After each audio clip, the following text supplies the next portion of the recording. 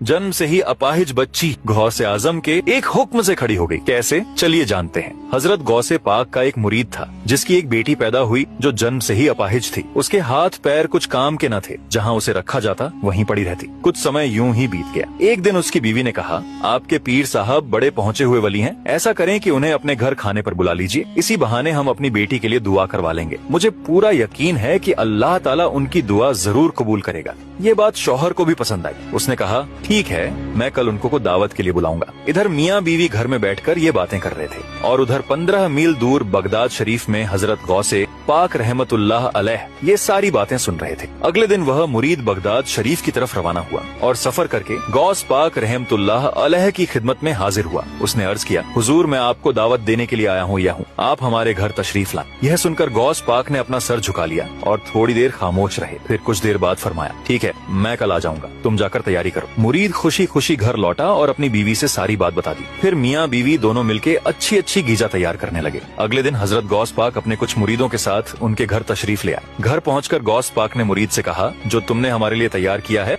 वो लाओ, हम खाना खाकर फिर वापस निकलेंगे। इस पर मुरीद ने क्या किया, अपनी माजूर बेटी को उठाकर गौसे पाक रहमतुल्लाह अलैह के सामने रख दिया। जब आपने उसे देखा तो पूछा, यह क्या है? मुरीद ने बहुत आजी के साथ कहा, हुजूर ये मेरी बेटी है जो जन्म से ही माजूर है, आप या तो इसके लिए दुआ कर दें कि यह ठीक हो जाए या फिर ये मर जाए। यह सुनकर गौसे पाक रहमतुल्लाह अलैह अल्लाह की बारगाह में दुआ की। फिर आपने उस बच्ची से कहा, कुंबी जनिल्लाह, यानी अल्लाह के हुक्म से उठ जा। इतना कहना था कि वह बच्ची तुरंत खड़ी हो गई। मियाँ बीवी दोनों अपने बच्ची को चलता फिरता देखकर बहुत खुश हुए। फिर मुरीद ने कहा, हुजूर एक बात बताइए, जब मैं आपको दावत देने गया था तो आपने थोड़ी देर खामोशी अख्तियार की थी, उसका राज क्या राज था? इस पर गौसे आजम रहमतुल्लाह अलैह मुस्कुराते हुए फरमाए, जब तुम दोनों अपने घर में बैठकर मुझे बुलाने की बातें कर रहे थे तो मैं यहाँ बगदाद में बैठकर वो सारी बातें सुन रहा था और मुझे ये भी पता था कि तुम मुझे किस मकसद से मुझे बुलाना चाहते हो। इसीलिए मैंने अल्लाह की बारगाह में खामोश होकर अर्ज की, या अल्लाह, अगर तूने इस बच्ची की शिफा मेरे हाथों में रखी है तो मैं इसकी दावत कबूल करूंगा, और अगर नहीं रखी तो मैं इनकार कर दूंगा। तब अल्लाह ताला ने फरमाया, बेशक मैं हर चीज पर कादिर हूँ और तू मेरा अब्दुल कादिर है। सुभान अल्लाह। दोस्तों, अगर आप भी गौसे आजम के सच्चे दीवाने हैं और ये वाकया आपके दिलों को छू गई तो दिल से लिखिए सुभान अल्लाह और लाइक सब्सक्राइब जरूर करें।